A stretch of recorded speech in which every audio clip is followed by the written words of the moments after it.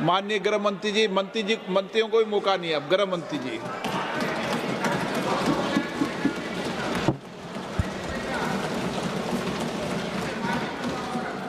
अध्यक्ष जी, सबसे पहले मैं आपका धन्यवाद करना चाहता हूं कि आपने इस विषय पर सरकार की ओर से मेरा पक्ष रखने का मुझे मौका दिया है।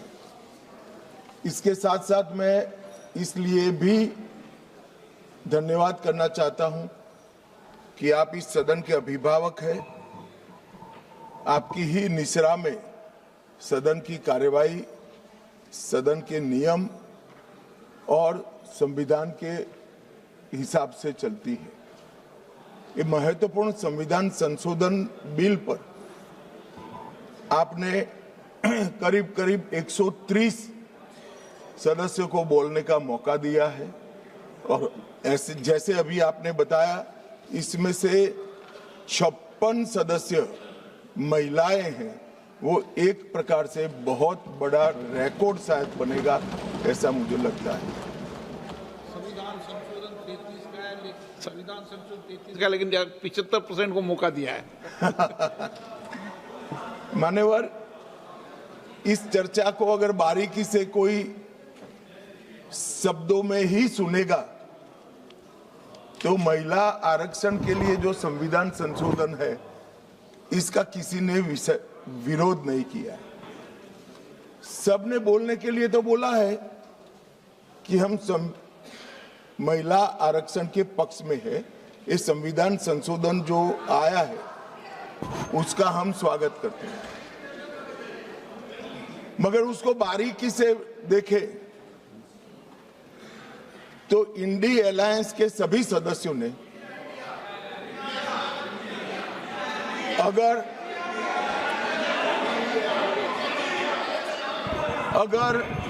मगर किंतु परंतु इसका उपयोग कर स्पष्ट रूप से महिला आरक्षण का विरोध किया है। और मान्यवर, कई जगह पे ऐसा दिखाई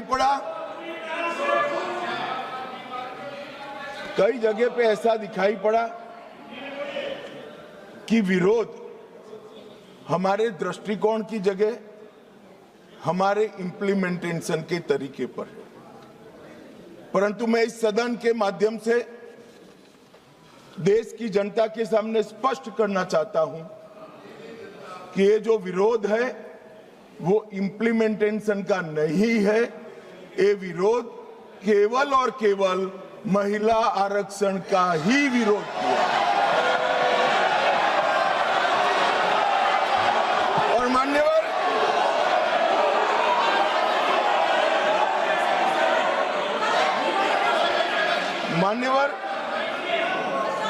मैं ये बात को जब बोलता हूं तब मेरी जिम्मेदारी बनती है कि इस सदन को इस बात से मैं कन्विंस करूं कि तरीकों का विरोध नहीं है, बिल के तत्व का, महिलाओं के आरक्षण का विरोध है।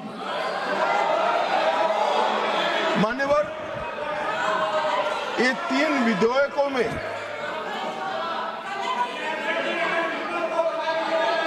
अरे धैर्य रखो भैया, धैर्य रखो। अखिलेश जी समझाओ जरा।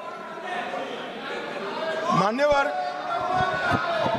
ये 3 बिलों में इसका उद्देश्य मैं स्पष्ट करना चाहता हूं। पहला उद्देश्य है सरकार का और हमारे नेता नरेंद्र मोदी जी का कि महिला सशक्तिकरण करने वाले इस संविधान सुधार को समयबद्ध तरीके से लागू कर 29 का चुनाव महिला आरक्षण के साथ कराया जाए। इसका दूसरा उद्देश्य है एक व्यक्ति एक वोट और एक मूल्य, ये सिद्धांत हमारे लोकतंत्र की नींव में जो हमारी संविधान सभा ने तय किया था, वो सिद्धांत के स्पिरिट को यहां पर लागू किया गया। मान्यवर, ये पूरे सदन में 543 सदस्य बैठते हैं। किसी की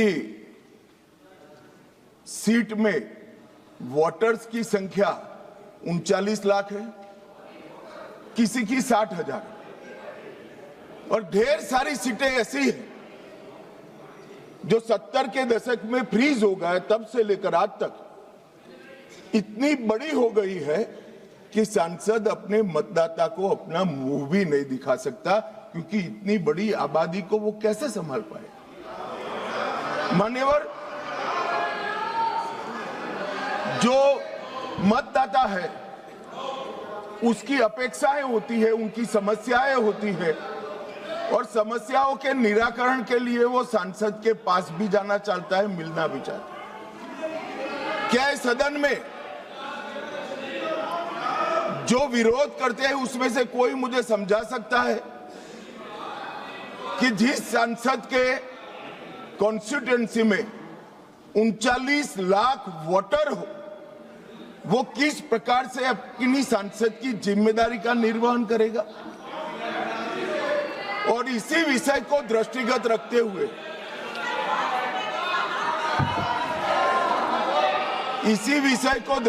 रखते हुए हमारे संविधान में समय समय पर परिसीमन का प्रावधान किया गया है,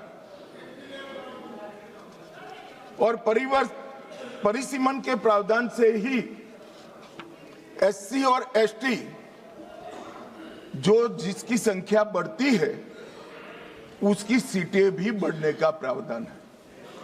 तो एक प्रकार से जो परिसीमन का विरोध कर रहे हैं वो एससी और एसटी सीटों की बढ़ोतरी का विरोध कर रहा है, वो ध्यान में रखिए। मान्यवर, संतुलित, समावेशी और व्यवहारिक लोकतांत्रिक ढांचा ये तैयार करना, इसकी जिम्मेदारी संविधान ने सरकार जो अधिकार में होती है उसको दी है। तो अभी ये जिम्मेदारी नरेंद्र मोदी जी की सरकार को दी गई है। उनको पसंद नहीं है, मगर ये तो देश की जनता निर्णय करती है। वो वंश परंपरागत नहीं होता है, वो लोग चुनकर भेजते हैं।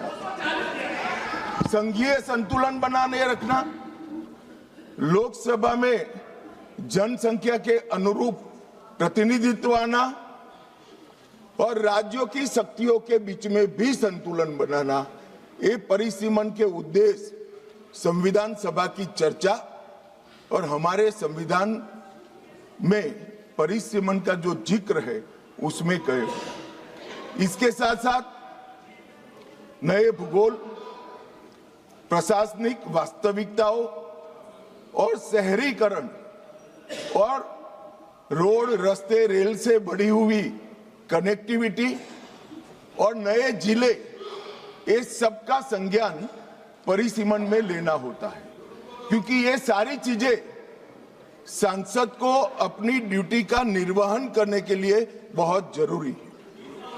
मान्यवर, संविधान के अनुच्छेद 81, 82 और 170 इसके अंदर ये सारे सिद्धांतों को समाहित किया गया है, और उसी के निर्वहन के लिए नरेंद्र मोदी जी के नेतृत्व में सरकार ये संवैधानिक सुधार लेकर आई। महिला सशक्तिकरण, समान प्रतिनिधित्व और संतुलित संघीय ढांचे का निर्माण करने की जिम्मेदारी के निर्वहन से ही आए। मान्यवर, कई सारे सदस्यों ने अनेक प्रकार की आशंकाएं व्यक्त की। उन्होंने ये कहा कि अभी क्यों लाए, तो मैं ये बताना चाहता हूं कि जो नारी शक्ति वंदन अधिनियम आया उसमें जिक्र है कि 2026 के बाद होने वाली जनगणना के बाद जो परिसीमन होगा उसमें महिलाओं के लिए आरक्षण सुनिश्चित करेगा। अब ये पूछते हैं तो उस वक्त काफी सदस्यों ने पूछा है कि बिल लाते वक्त आपने ये जिक्र क्यों किया 26 के बाद की जनगणना। मान्यवर, हमने नहीं किया है। 71 में इनकी सरकार थी, इंदिरा जी की सरकार थी, तब इसको फ्रीज कर कर गई थी और वो फ्रीज के कारण हमें इसका जिक्र करना पड़ा। वो फ्रीज की हुई सीटों की संख्या उठाते हैं तभी ये नारी शक्ति वंदन अधिनियम का इम्प्लीमेंटेशन होता है, इसलिए हम लेकर आए। और 71 से अब तक सीटों की संख्या फ्रीज रही और चलते चलते चलते मैं कुछ सीटों का नाम बोलना चाहता हूं माननीय। मलकाजगिरी तेलंगाना 48 लाख संख्या मतदाताओं की, बेंगलुरु उत्तर 29 लाख संख्या, बेंगलुरु दक्षिण 29 लाख संख्या, गाजियाबाद जहां से कभी रक्षा मंत्री जी भी सांसद रहे 28 लाख संख्या, उत्तर पश्चिम दिल्ली 27 लाख संख्या। 127 सीटें ऐसी है मान्यवर जिसमें 20 लाख से ज्यादा वोटर्स है, 20 लाख से ज्यादा। अब मुझे कोई बताए भला, जहां 48 लाख वोटर है वो सांसद कैसे 48 लाख मतदाताओं की अपेक्षाओं के साथ अपने आप को मैच करता है? इसकी पूर्ति अरे अखिलेश भाई, एक लेवल की बात चल रही है यार, कहां केंद्रीय विद्यालय कर रहे हो अभी? इसका समय आएगा।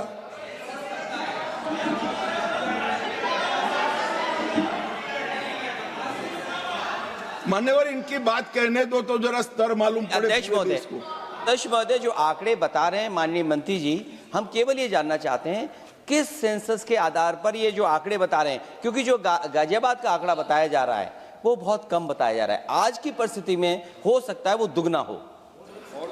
मैं यही कह रहा हूं, ये पुराना है। मैं यही कह रहा हूं, अगर डिलिमिटेशन करने दोगे तो नया आ जाएगा और एक की जगह दो सीटें बन जाएगी। मान्यवर, उनको ये भी पता नहीं है कि वो अपने स्टैंड के पक्ष में आर्ग्यूमेंट दे रहे हैं या विपक्ष में दे रहे हैं। मान्यवर, 127 सीटें ऐसी है जहां 20 लाख से ज्यादा वोटर। अब इसमें एक व्यक्ति, एक मत और एक मूल्य, इस सिद्धांत का पूर्णतया उल्लंघन होता है। कहीं पर तो 45 लाख मतदाताओं के समूह को एक प्रतिनिधि मिला है और कहीं पर 6 लाख मतदाताओं के समूह को एक प्रतिनिधि मिला है। तो मत का मूल्य जो एक होना चाहिए वो नहीं हुआ है मान्यवर। और मैं विश्वास दिलाता हूं कि डिलिमिटेशन के लिए ये लोग सहयोग कर दे, हमें भरोसा करें और डिलिमिटेशन करने दे तो ये मूल्य एक समान हो जाए।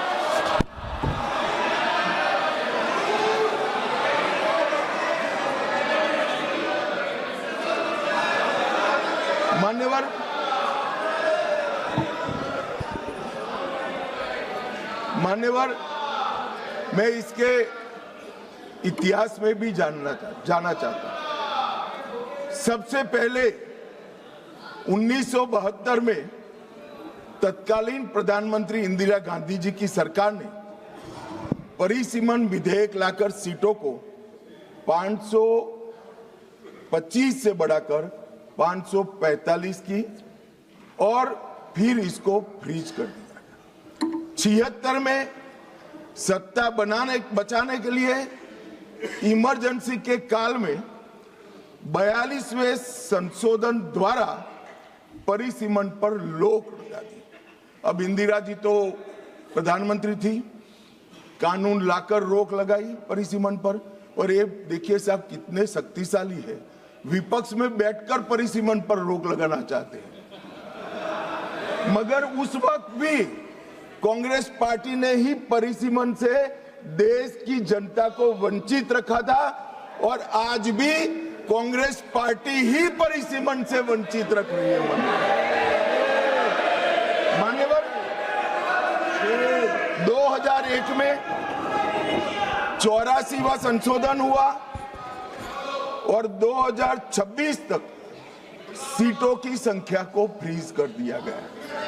तो ये जो कह रहे हैं कि नारी शक्ति वंदन अधिनियम में 2026 कहां से आया, तो वो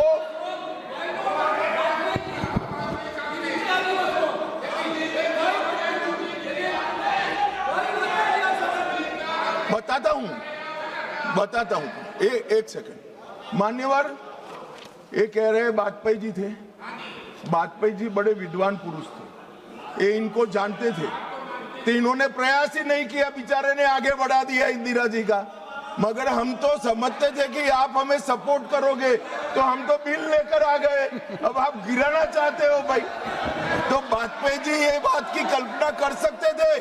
कांग्रेस पार्टी को हम लोगों से वाजपेयी जी बहुत अच्छे से जानते थे, क्योंकि 19 महीना जेल में रहे थे मान्यवर, वो बहुत अच्छे से पहचानते थे। और 84वां संशोधन इसने 26 तक फ्रीज कर दिया और 50 वर्षों तक 1976 से लेकर 2026 तक क्या रिकॉर्ड से हटाना है? प्लीज अध्यक्ष जी, प्लीज, अरे बैठ जाओ मैं बता देता। तय करने दो, आप मत करें, प्लीज बैठिए। मैं इनकी इज्जत करते इसका सम्मान करता हूं माननीय अध्यक्ष जी। अभी से लेकर अंत तक अगर फ्लो के कारण कोई असंसदीय शब्द निकल जाता है तो आप स्वयं इसको हटा देना, इनको बोलने का मौका मत देना। मान्यवर, 50 वर्षों तक 1976 से लेकर 2026 तक देश की जनता को जनसंख्या के अनुपात में प्रतिनिधित्व नहीं मिला। 26 में ये सीमा समाप्त हुई। अब 26 में सीमा समाप्त होने के बाद अगर डिलिमिटेशन करते हैं तो डिलिमिटेशन 29 के पहले समाप्त नहीं हो सकता, क्योंकि परिसीमन आयोग का एक नियम है कि हर कॉन्स्टिट्यूएंसी में जाकर पब्लिक हियरिंग देना होता है। तो 543 कॉन्स्टिट्यूएंसी का पब्लिक हियरिंग 26 के मध्य से लेकर 29 तक हो नहीं सकता और 27 तक जनगणना के आंकड़े नहीं आ सकते। तो स्वाभाविक है अगर हम 29 का चुनाव नारी शक्ति वंदन अधिनियम के स्पिरिट के साथ कराना चाहते हैं, इस देश के 50% मतदाताओं को इस महान सदन में 33% आरक्षण देना चाहते हैं, तो अभी ही ये लाना पड़ेगा। ये जो पूछ रहे थे क्यों अभी आ रहा है, इसके लिए मैं पूरी बात समझा रहा हूं। वैसे मैं मानता हूं ये समझे हुए, मगर मान्यवर कहावत है ना, सोता है उसको जगा सकते हैं, जो जागता ही पड़ा हो उसको कोई उठा नहीं सकता। ये सब समझते हैं मगर एक भ्रांति खड़ी करना चाहते हैं। मान्यवर, 76 में इस देश की आबादी थी 54.79 करोड़ और आज 140 करोड़। तो 54.79 करोड़ आबादी में जितने सांसद थे उतने ही 140 करोड़ की आबादी के बाद रखना, ये इनका मानना है। मान्यवर, आर्ग्यूमेंट क्या दिए गए कि सबको बोलने का कम मिलेगा, 0 ओवर में मौका नहीं मिलेगा। मान्यवर, सरकार का दायित्व है कि सदन के सदस्यों की संख्या बढ़ेगी तो सरकार सदन के दिनों की संख्या भी बढ़ाएगी। और मान्यवर, आप तो बड़े दयालु हो, रात को 12-12 बजे तक सबको 0 ओवर का मौका देते हैं। और एक तीसरा भी तरीका है साहब, तीसरा भी तरीका है कि अभी जो समय राहुल गांधी जी के अप्रोच के कारण जाया जाता है वो राहुल जी भी बंद कर दे तो अपने आप बोलने का सबको टाइम मिल जाएगा। ये विरोध कर स्थगन करा कर जो समय बेकार कर देते हैं, वो अगर वो भी बंद कर दे तो कुछ सरकार बढ़ाएगी, कुछ राहुल जी बढ़ाएंगे और कुछ आप बढ़ा लोगे, तो समय की चिंता किसी को करने की जरूरत नहीं है। मान्यवर, परिसीमन आयोग वो एक प्रकार से संवैधानिक अधिकार है हर मतदाता को अपना प्रतिनिधित्व समान रूप से प्राप्त करने का, और 120% की वृद्धि होने के बाद ये कभी हो नहीं सकता कि एक समान। मैं तमिलनाडु का ही उदाहरण देना चाहता हूं। मान्यवर, तमिलनाडु में 39 सीटें हैं। अगर डीएमके का मानकर हम इसी 543 सीट में आरक्षण करते हैं तो 13 सीटें महिलाओं के लिए आरक्षित हो जाएगी और 26 सीटें ओपन रहेगी। अगर 2011 की जनगणना के आधार पर करते हैं तो तमिलनाडु की सीटें 6 कम हो जाएगी, परंतु हम वो नहीं कर रहे। हम 50% वृद्धि हर राज्य की कर रहे हैं, जिससे किसी का प्रोरेटा नहीं। तो अब क्या होगा, 59% सीटों में 20 सीटें बढ़ेगी और 39 सीटें महिला ओपन रहेगी और 20 सीटें महिलाओं के लिए आरक्षित रहेगी। मान्यवर,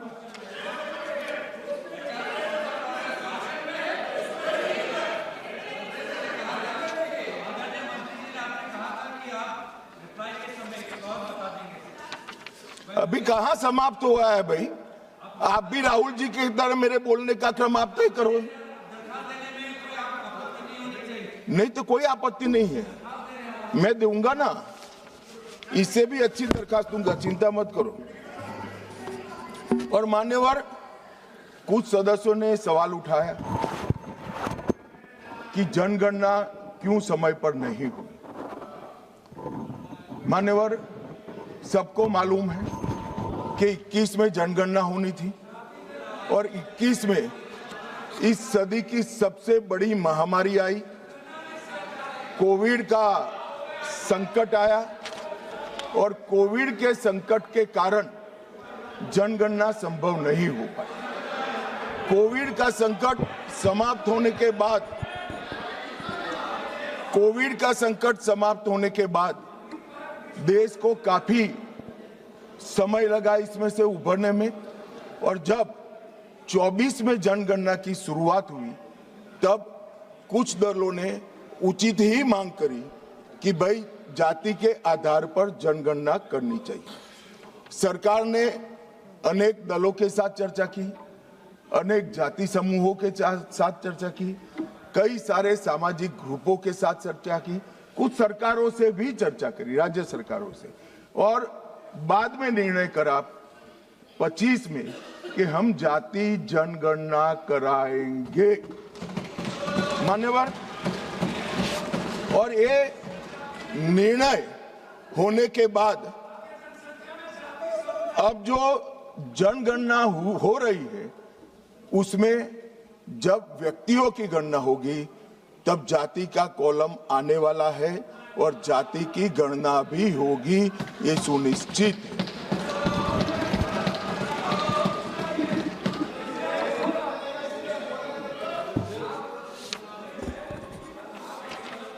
मान्यवर,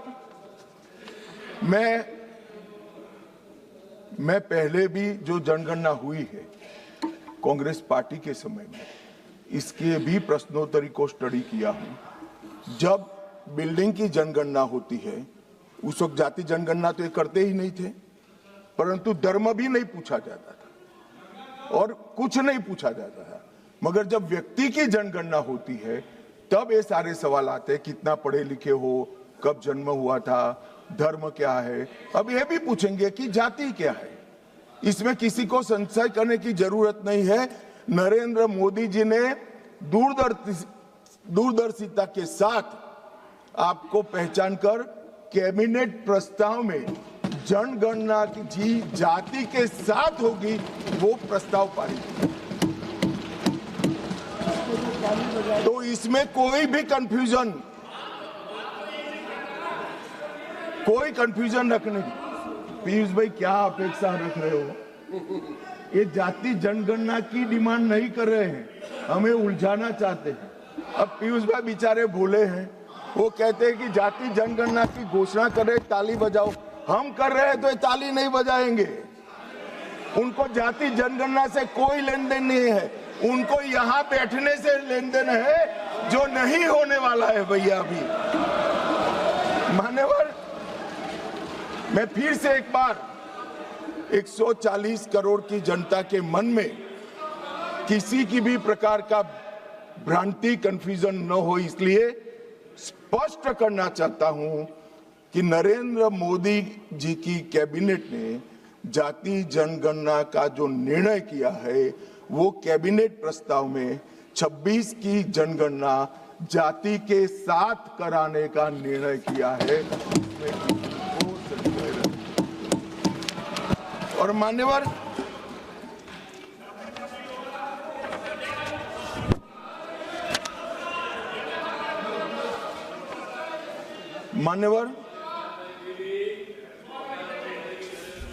अब ये बिल जब से आया है तब से विपक्ष ने कुछ भ्रांतियां फैलाना शुरू की। सबसे पहली भ्रांति फैलाना शुरू की कि जाति जनगणना को टालने के लिए ये कर रहे हैं। जाति जनगणना को टालने के लिए हम ये संविधान संशोधन लेकर आए हैं।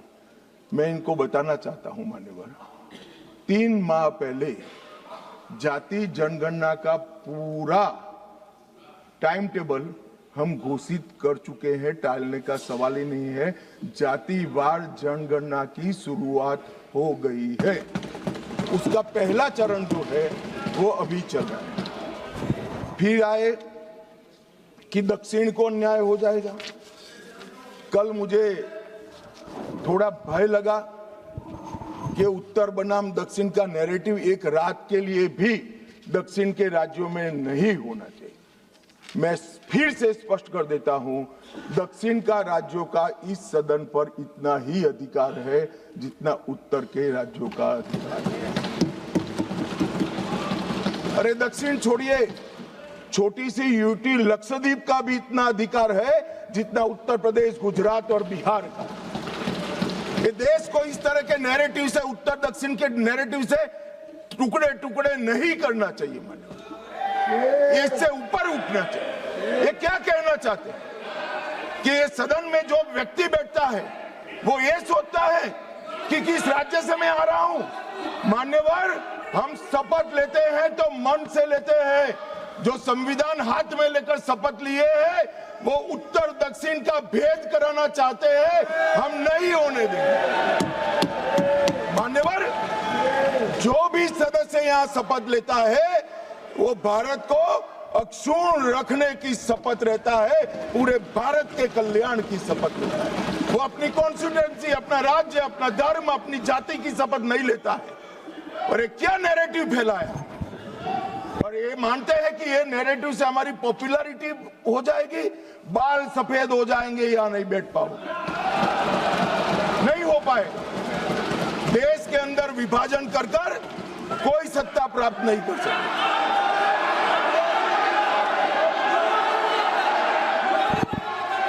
मान्यवर,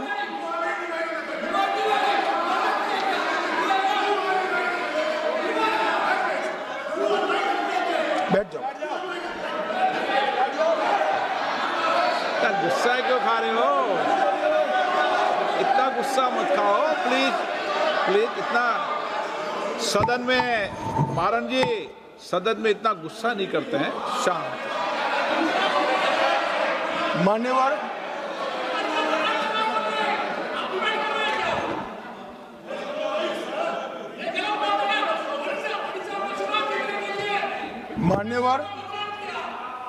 मान्यवर,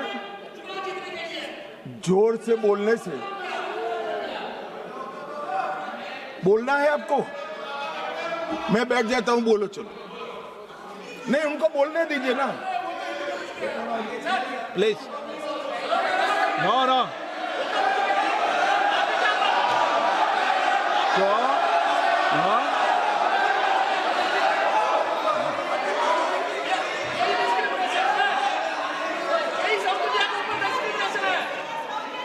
मान्यवर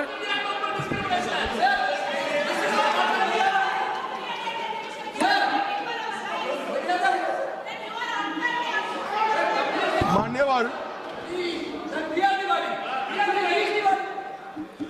मान्यवर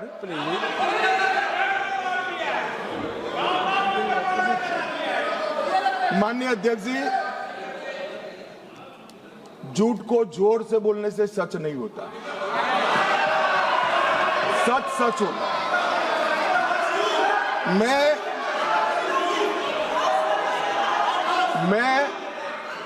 बड़ी शांति से समझा रहा हूं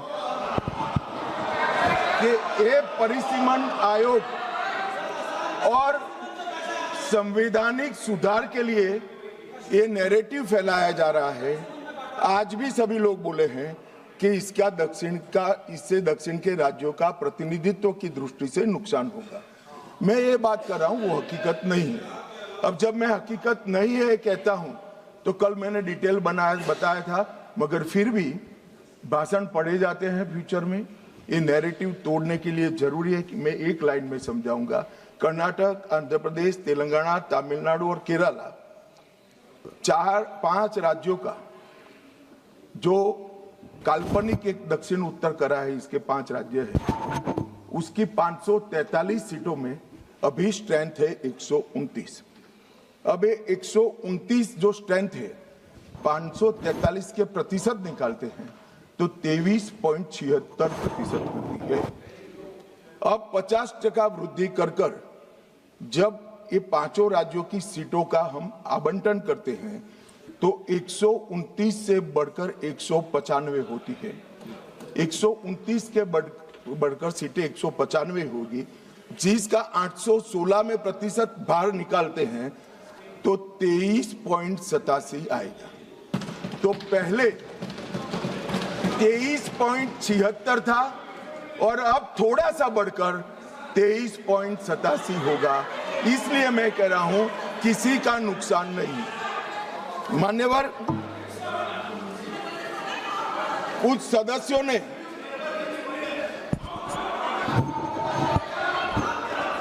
मान्यवर आप पारित कराने की सहमति दो, अभी पेश करा देंगे।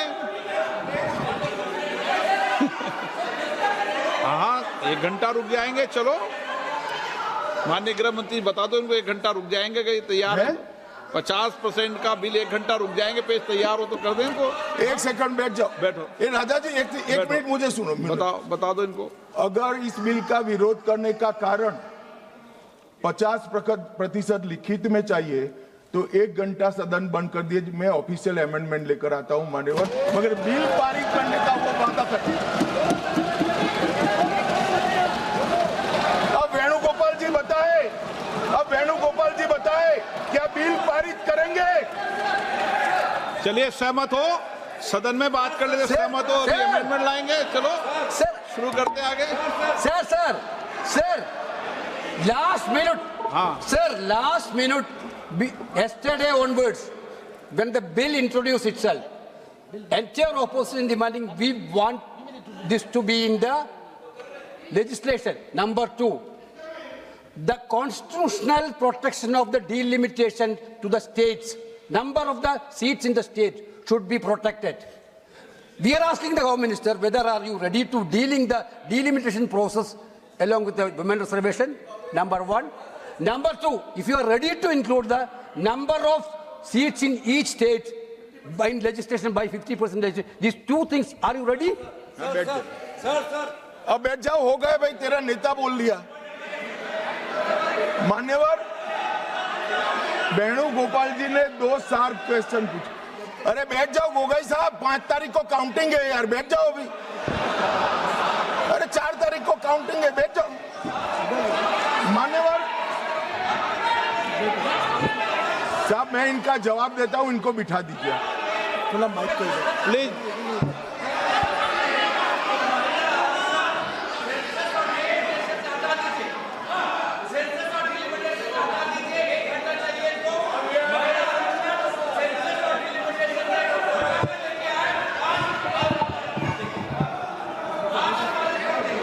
उमेश जी से पूछ लेना।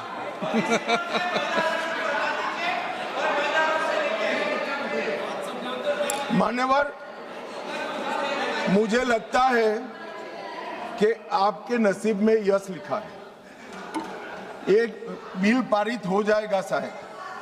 मान्यवर, वेणुगोपाल जी ने दो चीजें करी कि एक तो 50% आरक्षण और 50% सीटें बढ़ाई जाएगी, उसको बिल में शामिल करने के लिए ऑफिशियल अमेंडमेंट लाने के लिए तैयार हो।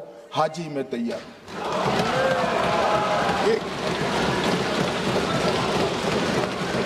एक सेकंड, अब नहीं होता भाई, बैठ जाओ, दूसरा भी बताता हूं। मान्यवर, 1 घंटा आप सदन स्थगित कर दीजिए। 1 घंटे में मैं मेरा ऑफिशियल अमेंडमेंट मेरे पास में तैयार है, जेरोक्स कराकर सभी सदस्यों को सर्कुलेट कर दूंगा, क्योंकि हमें 50% सीट बढ़ानी है, हमें कुछ छुपाना नहीं है, हमें कोई चोरी करनी नहीं है, तो हम कर देंगे। और दूसरा उन्होंने कहा कि डिलिमिटेशन 26 की जनगणना का, ये झांसे में मैं नहीं आऊंगा, क्योंकि ये इसके माध्यम से अरे बैठ जाओ ना, बैठ जाओ।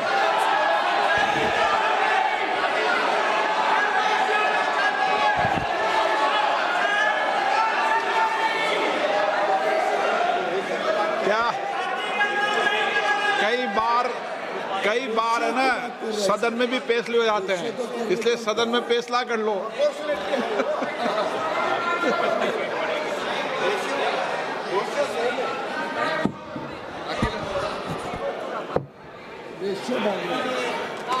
माइक ही नहीं है। अध्यक्ष महोदय, क्योंकि आपने कहा और माननीय मंत्री जी कुछ बात रख रहे हैं और हमारी तरफ से कोई बात आई है, अभी तक 11 साल का जो अनुभव है लगभग, अध्यक्ष महोदय, अगर भारतीय जनता पार्टी ये लिख करके दे देगी कि हम महिला प्रधानमंत्री बनाएंगे, तब भी हम इन पर भरोसा नहीं करेंगे।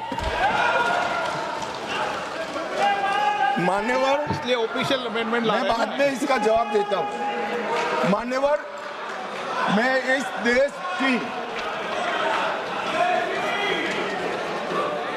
देश की मातृशक्ति को कहना चाहता हूं कि राहुल गांधी जी की अनुपस्थिति में कांग्रेस पार्टी ने जो प्रस्ताव रखा है वो एक बहुत सुहाना जाल है, महिला आरक्षण को फिर से एक बार 29 के पहले नहीं होने देंगे। इसलिए मान्यवर, ये जो कहते हैं कि हमारे राज्यों का समान भार होना चाहिए, मैं सहमत हूं। महिला आरक्षण 29 के पहले ही करना चाहिए, 29 के बाद ले जाने के लिए इनका षड्यंत्र सफल हम नहीं होने देंगे। मान्यवर, मैं समझ रहा हूं कि ये वोट नहीं देंगे तो महिला आरक्षण का बिल गिर जाएगा, मगर इस देश की महिलाएं देख रही है, उनके रास्ते का रोड़ा कौन है वो देख रहे हैं। मान्यवर,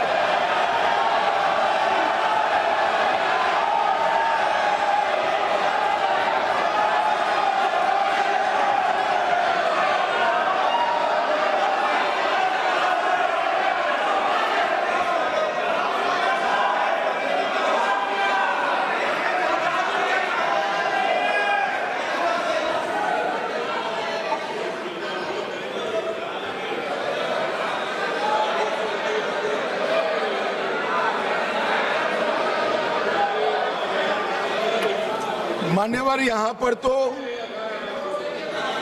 शोर शराबा कर बच जाओगे, मगर माताओं बहनों का जो आक्रोश आपके खिलाफ है ना, जब मैदान में जाओगे तब मालूम पड़ेगा।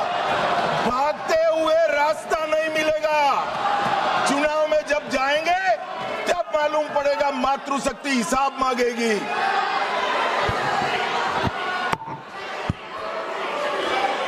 मान्यवर, यहां कुछ सदस्यों ने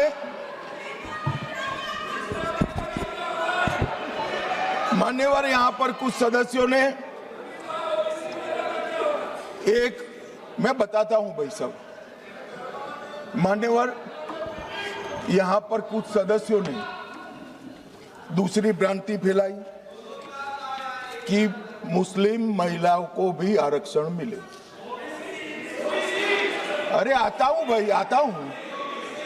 पहले अखिलेश बैठे हैं तो पहले उनकी बात करूं ना। पहली बेंच पर बैठे देखो। मान्यवर, मैं यहां सरकार की, संविधान की और भारतीय जनता पार्टी की नीतियों की पॉलिसी के बारे में स्पष्ट करना चाहता हूं। भारतीय संविधान धर्म के आधार पर आरक्षण को स्वीकार नहीं करता है। मान्यवर, इसके दो कारण हैं। पप्पू सुन लिया ना? अब शांति रखो, ठंड रखो यार। चलो मान्यवर, आरक्षण पाने की योग्यता पहला कारण है।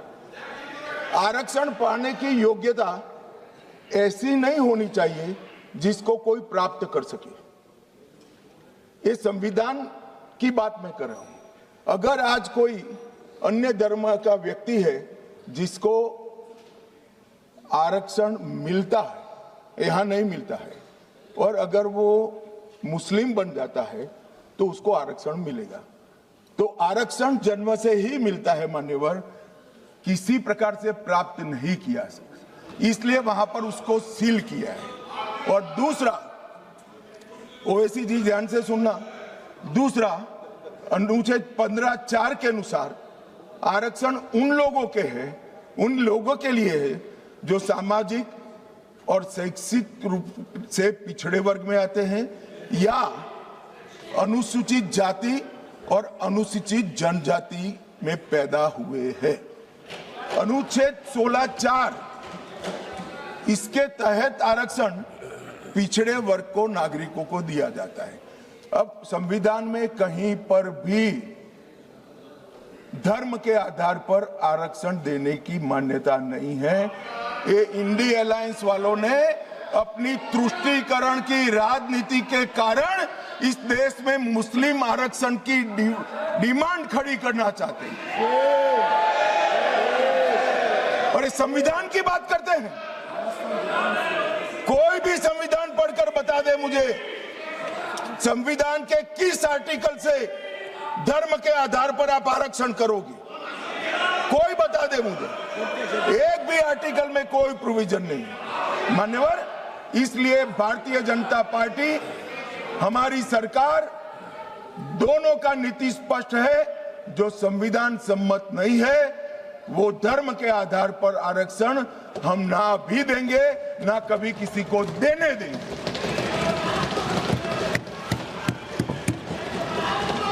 मान्यवर, अब मैं ओबीसी की बात करता हूं। सुनो ना, सीट बदल देनी पड़ेगी पप्पू जी।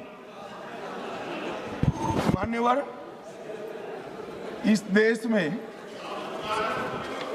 ओबीसी का सबसे बड़ा कोई विरोधी पार्टी है तो मैं बिल्कुल कंफ्यूजन के बगैर कह सकता हूं, कांग्रेस पार्टी है। इन्होंने चौधरी चरण सिंह और सीताराम केसरी का अध्यक्ष का, दोनों को काल पूरा नहीं कर रहे। 1957 में, ध्यान से सुनना, अखिलेश जी कहां बैठे हो आपको मालूम होना चाहिए। 1957 में काका साहेब कालेलकर समिति के सुझाव आए जो ओबीसी को आरक्षण देते थे। उन्होंने काका साहब कालेलकर समिति के पूरे सुझावों को ठंडे बस्ते में डाल दिया। 1980 में, ये जवाहरलाल जी थे, 1980 में इंदिरा जी आई, मंडल आयोग का सुझाव आया और मंडल आयोग के सुझाव को इंदिरा जी ने ठंडे बस्ते में डाल दिया। 90 में जब वीपी सिंह आए तब वो मंडल आयोग का इंप्लीमेंटेशन लेकर आए और उस वक्त मान्यवर विपक्ष के नेता राजीव गांधी थे। तो नेहरू जी, इंदिरा जी और अब राजीव गांधी, उन्होंने यहां पर अपने जीवन का सबसे लंबा भाषण मंडल आयोग का विरोध करने में किया, अपने जीवन का सबसे। और कांग्रेस ने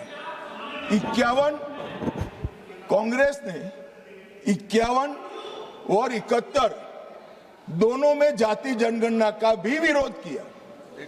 मान्यवर, अब क्योंकि अब मेल नहीं खा रहा है, 15-20 बार चुनाव हार गए, तो अब ये ओबीसी के हितैषी बनने आए। मान्यवर, मैं आज आपके सामने कहना चाहता हूं, कांग्रेस पार्टी ने अब तक एक भी ओबीसी का प्रधानमंत्री नहीं दिया। भारतीय जनता पार्टी ने नरेंद्र मोदी और अति पिछड़ा समाज के व्यक्ति को प्रधानमंत्री बनाया। मान्यवर, इन्होंने काका साहेब कालेलकर समिति में विरोध किया। मंडल आयोग के रिपोर्ट को इंदिरा जी ने ठंडे बस्ते में डाला, और जब लागू होता था राजीव गांधी जी ने भी विरोध किया। मान्यवर, मैं आज बताना चाहता हूं कि नरेंद्र मोदी सरकार में 27 मंत्री ओबीसी समुदाय में है, जो 40% होता है। मान्यवर, नरेंद्र मोदी सरकार ने ओबीसी कमीशन को संवैधानिक मान्यता दी। नरेंद्र मोदी सरकार ने ओबीसी की सूचियों को संशोधित करने का अधिकार राज्यों को देकर एम्पावरमेंट करा, और 14 से 18 के बीच में 16 जातियों को ओबीसी जनजाति में क्या है। अरे मेरा हो जाने के बाद पूछिए ना। माननीय गृह मंत्री जी, क्या कह रहे हैं? बाद में यू कैन आस्क लेटर।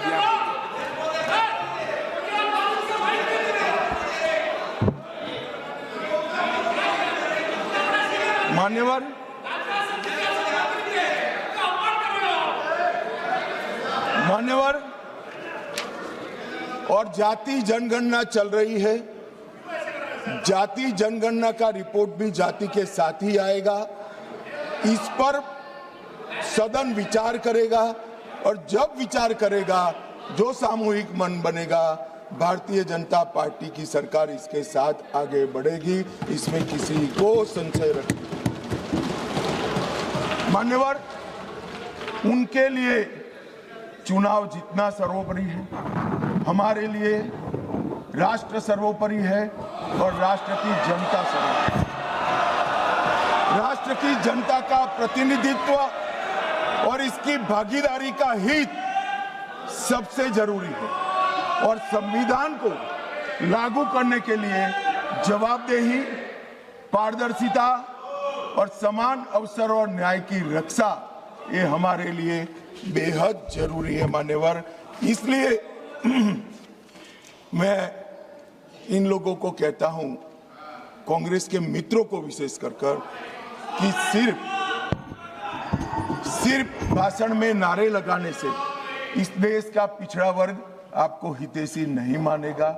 1947 से लेकर 2014 तक आप ओबीसी का विरोध करते रहे। जब ओबीसी के बगैर सत्ता नहीं मिलेगी, इसका परिचय आ गया। प्रधानमंत्री भारतीय जनता पार्टी ने ओबीसी बनाया, तब आप ओबीसी की माला जप रहे हो। मान्यवर, ये दिखावटी प्रेम जो है वो इस देश का पिछड़ा भी जानता है और पूरे देश की जनता भी जानती है, और आज से देश की महिला भी जानेगी कि हमारा अधिकार कांग्रेस पार्टी ने छीना।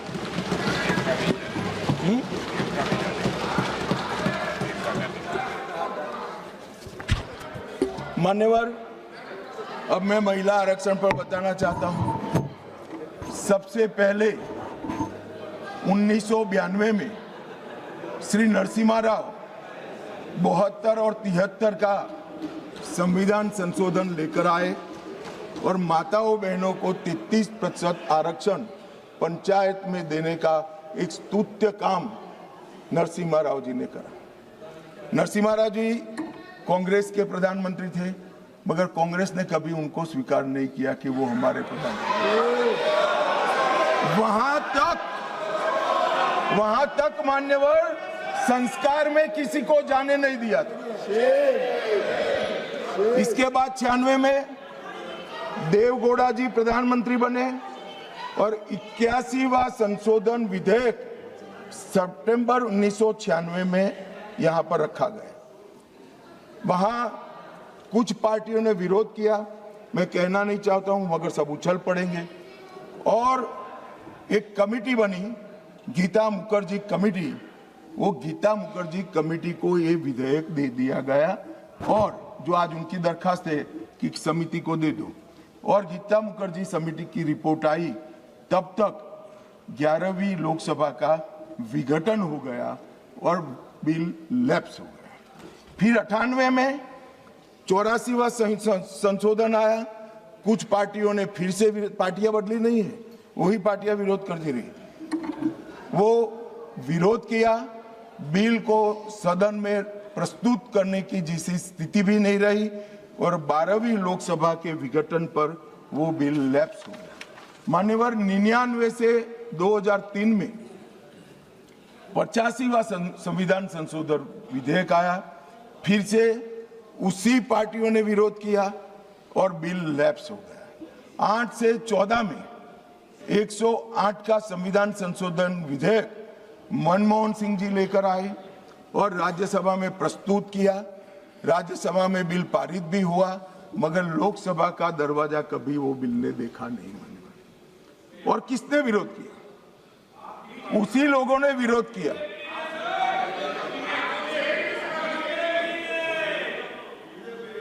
मान्यवर, मैं रिकॉर्ड क्लियर करना चाहता हूं, भले माइक के बगैर बोले हैं, बीजेपी ने इस बिल का कभी विरोध नहीं किया।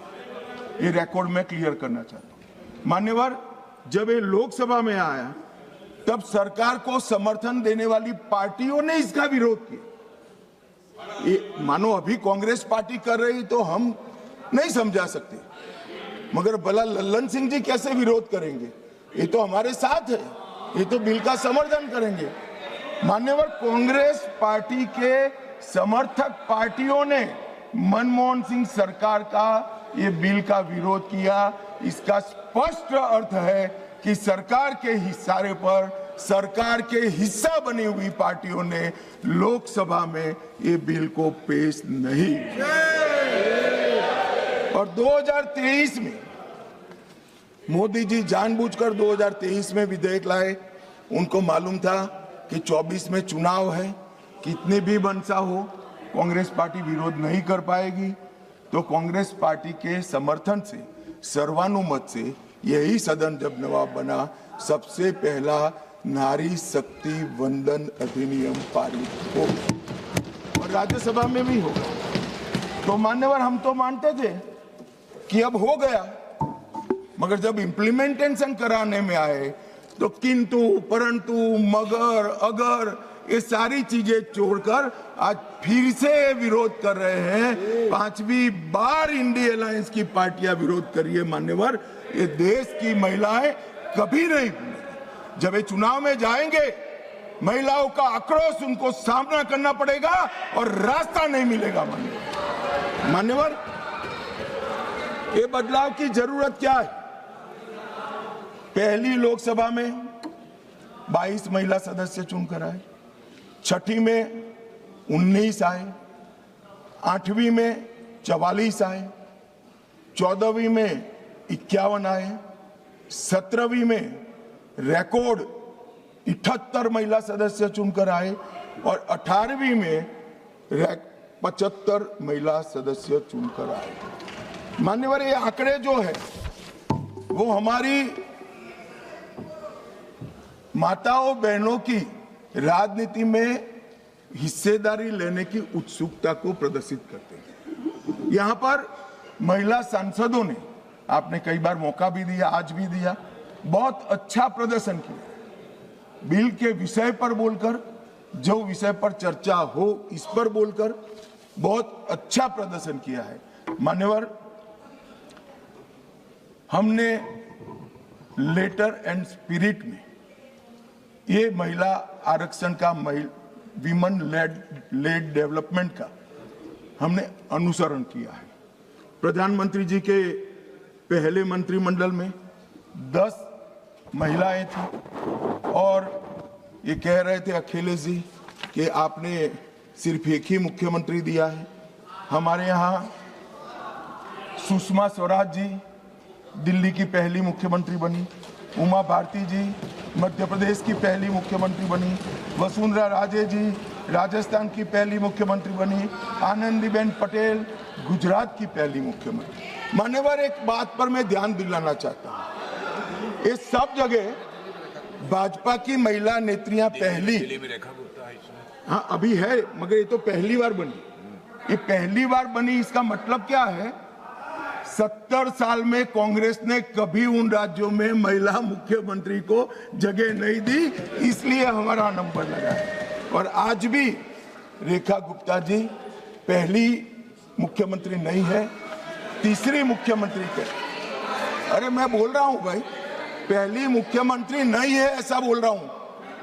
अरे सुनो भाई, पहली मुख्यमंत्री नहीं है ऐसा बोल रहा हूं, तीसरी मुख्यमंत्री है। और मान्यवर, हमने इस देश की पहली आदिवासी महिला को द्रौपदी मुर्मू से महामहिम द्रौपदी मुर्मू बना दिया। मान्यवर, हमने 3 दशकों से जो बिल चर्चा में आता था और नूरा कुश्ती वाले प्यार और अभाव से रिजेक्ट हो जाता था, हम इसको लेकर आए।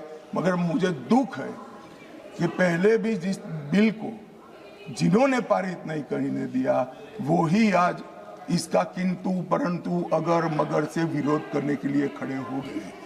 मान्यवर, आज 14 लाख महिलाएं अब तक जनप्रतिनिधि के रूप में देश में पंचायत में काम कर चुकी है। मान्यवर,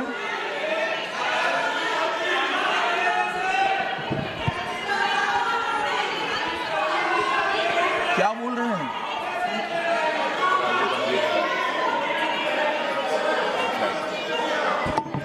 अरे ज्योतिमणि जी, मार्क कट जाएंगे। नरसिम्हा राव जी लाए थे, टिकट कट जाएगी। नरसिम्हा राव का नाम बोलोगे तो। मान्यवर, इस 11 साल में सिर्फ महिला प्रतिनिधित्व की बात नहीं, इस देश की माताओं बहनों का, मातृशक्ति का, महिलाओं का जीवन सुचारू रूप से चले, इसलिए ये 11 साल में 15 करोड़ घरों में नल से पानी पहुंचा है।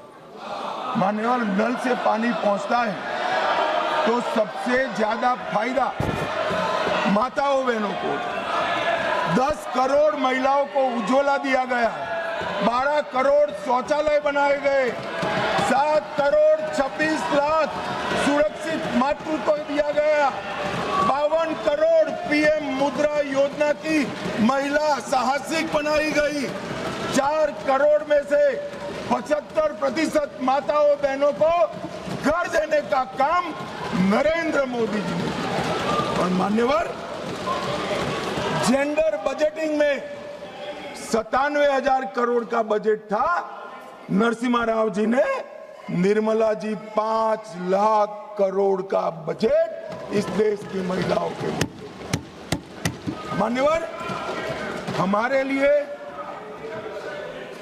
लिए ये कोई मायने नहीं रखता है कि महिलाओं को प्रस्थापित करने के लिए, उनका संबल बनाने, उनके प्रतिनिधित्व देने के लिए और विधायी संस्थाओं में उनकी हिस्सेदारी देने के लिए जिसका भी विरोध का सामना करना पड़े, हम करेंगे, लड़ेंगे और महिलाओं को आरक्षण देकर रहेंगे। मान्यवर, आज मुझे एक पत्रकार का फोन आया कि भाई कल की स्पष्टता के बाद विरोध का तो कोई कारण ही नहीं बनता है, क्यों विरोध करें। मैंने बोला भाई ये रॉन्ग नंबर है, आपको राहुल जी को पूछना चाहिए, मुझे क्यों पूछ रहे हो भाई।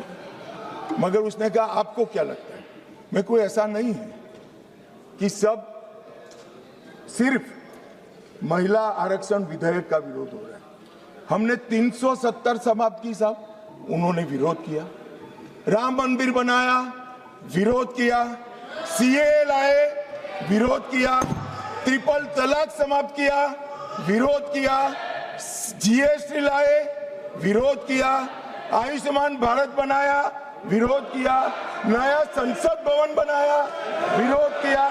मत्स्य पालन सहकारिता मंत्रालय बनाया, विरोध किया। सीडीएस बनाया, विरोध किया। 3 तलाक खत्म किया, विरोध किया। नक्सलवाद खत्म किया, विरोध किया। आतंकवाद को सख्ते में डाला, विरोध किया। सर्जिकल स्ट्राइक, विरोध किया। एयर स्ट्राइक, विरोध किया। ऑपरेशन सिंदूर, विरोध किया। मान्यवर इन्होंने अच्छे बुरे सोचे बगैर नरेंद्र मोदी जी जो कर रहे हैं इसका विरोध करने का ठान लिया। मुझे तो था आज देश की माताओं बहनों के लिए, मान्यवर मुझे था देश की माताओं बहनों के लिए आरक्षण आ रहा है, ये विरोध आज नहीं होगा, मगर आज भी विरोध कर रहे हैं। मान्यवर मैं बिल के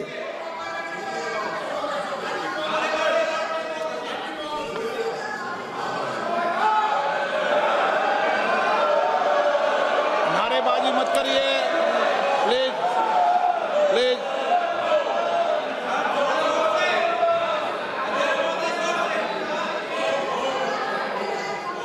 समझदारों को इशारे में कहा जाता है। मान्यवर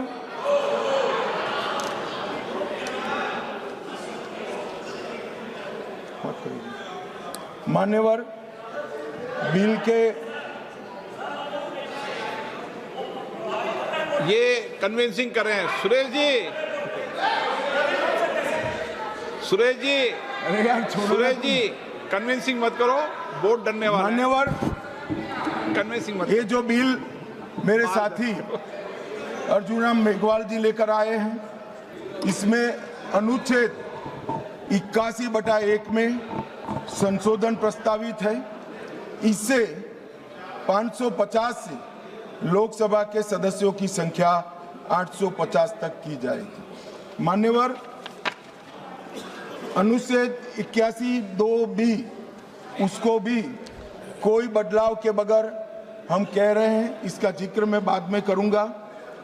अनुच्छेद 81(3) में जनसंख्या को नवीन जनगणना के अनुसार परिभाषित करने का जो है उसमें हम प्रोविजो क्लॉज लगाते हैं और इसको समाप्त करते हैं। इसके साथ 170A जो राज्य विधानसभाओं की न्यूनतम और अधिकतम सीटों को निर्धारित करता है उसको जस का तस रखते हैं। 170(2) समानता के सिद्धांत राज्य विधानसभा निर्वाचन क्षेत्रों में जो है इसके अंदर हम बदलाव करते हैं और ये सारे बदलावों का मूल उद्देश्य है कि 50% सीटें हर विधानमंडल और संसद में बढ़ाकर माताओं बहनों को 33% आरक्षण दिया जाएगा। मान्यवर मैं अभी बताया कि 2023 में सर्वसम्मति से ये बिल पारित हुआ है, मगर आज किंतु परंतु अगर मगर से कांग्रेस पार्टी पीछे हो रही है। मान्यवर इसके मुझे 2 ही कारण दिख रहे हैं कि ये बिल नरेंद्र मोदी जी ला रहे हैं। अगर ये महिला आरक्षण होता है तो देश की माताओं बहनों में मोदी जी को यश मिलेगा। मान्यवर मोदी जी ने बड़ा हृदय कर एडवर्टाइज देकर उनको यश देने का कह दिया, फिर भी ये नहीं मानते हैं। मान्यवर, उनको लगता है कि महिलाएं ज्यादा मोदी जी को वोट देती है, उनको क्यों भला रिजर्वेशन दे। तो मैं बताता हूं कि आप रोक नहीं। आज ये 23 में इस सदन में से देश की महिलाओं को जो वादा किया था 23 में 33% आरक्षण का, irrespective of party, irrespective of member, पूरे सदन ने वादा किया था, इससे पीछे हट रहे। मान्यवर, ये पहली बार नहीं हो रहा, ये साहबानों में भी पीछे हट गए, ट्रिपल तलाक में भी पीछे हटे, और अब तक जितनी बार महिला आरक्षण आया वो पीछे हटे। मान्यवर, मैं अभी भी, हमारे नेता ने तो कहा कि भाई अंतरात्मा की आवाज से वोट करिए। ये अंतरात्मा की आवाज का नारा नरेंद्र मोदी जी का नहीं है, इंदिरा गांधी जी का है। मगर मोदी जी को थोड़ा समझ फेर हो गया। उस वक्त विरोध पक्ष में अटल जी, अडवाणी जी थे। यहाँ आत्मा ही नदारद है, अंतरात्मा कहां से लाना। मान्यवर, ये रूथलेस पॉलिटिक्स करते। महिलाओं को आरक्षण मिलेगा, इसका यश किसको मिलेगा, इसके लिए आप महिलाओं का आरक्षण लटका रहे हो। चुनाव में जहां जहां जाओगे, इस देश की महिलाओं का आक्रोश आपको सहन करना पड़ेगा, फेस करना पड़ेगा और रास्ता भी लेगा। मान्यवर, मैं, आप इस सदन के कस्टोडियन हो, अभिभावक हो। मैं टीवी पर विपक्ष के नेता का भाषण सुन रहा था। आपकी जिम्मेदारी है कि ये सदन की गरिमा पूरे देश में और विश्व में बनी रहे। मान्यवर, ये जो भाषा है सदन की मर्यादा तोड़ने वाली, आप क्या भाषा उपयोग, कायर है, आप सरेंडर कर रहे हो, आप मुझसे डरते हो, अपशब्दों का प्रयोग होता है, असंसदीय शब्दों की भरमार लग जाती है। सदन में कोई आंख मारता है, कोई मुस्कुराकर बैठता है। मान्यवर, सदन के रास्ते पर चाय पकोड़े खाते हैं। सदन के रास्ते पर किस प्रकार का विपक्ष के नेता का बिहेवियर, किस प्रकार की भाषा है, क्या वो समझते हैं कि ये भाषा को देश नहीं सुन रहा है? ये भाषा को देश सुन रहा है। आपकी और आपकी पार्टी दोनों का परिचय देश को हो रहा है। मान्यवर, संवैधानिक संस्थाओं का अपमान करते हैं, फ्लाइंग किस कर देते हैं, धक्का मुक्की करते हैं, बाहर जाकर बयानबाजी करते हैं कि सरेंडर हो गए। स्पीकर को बार बार रोकना पड़ता है और सत्र छोड़कर विदेश चले जाते हैं। मान्यवर, मैं इतना जरूर कहता हूं कि ये भाषाओं में तीव्रता से भावनाएं व्यक्त नहीं होती है। सदन में बोलने की कला आपके बहुत सारे सीनियर लोग हैं, उनसे सीख ले, और सीनियर लोग ना हो तो प्रियंका जी ही है, उनसे थोड़ा सीख ले कि सदन में कैसे बोलना चाहिए। मान्यवर, ये कहते हैं ये क्रूर बिल है, महिलाओं को आरक्षण देने वाला बिल क्रूर बिल है। उत्तर और दक्षिण के बीच में भेदभाव कर रहे हो, दक्षिण का प्रतिनिधित्व कम हो जाएगा। इतना कल समझाने के बाद भी अगर ये स्टेटमेंट आता है मान्यवर, तो मैं मानता हूं ये जानबूझकर दिया गया स्टेटमेंट है। मान्यवर, मैं विपक्ष के नेता राहुल गांधी जी को, पूरी कांग्रेस पार्टी को और विपक्ष के उनमें को इस देश का परिचय कराना चाहता हूं कि हजारों साल पहले राम सेतु बनाने के लिए जिस गिलहरी ने योगदान दिया था, वो गिलहरी को भी आज अवध्य माना जाता है इस देश में। इतना उपकार याद करती है। और हजारों साल के बाद भी हवन में हड्डियां डालने वाली ताड़का को भी याद रखा जाए। आप महिलाओं को आरक्षण देने वाला ये पवित्र यज्ञ रूपी जो बिल है इसमें विरोध की हड्डियां डाल रहे हैं। इस देश की महिलाएं आपको माफ नहीं करेंगी। आपका समय देने के लिए धन्यवाद।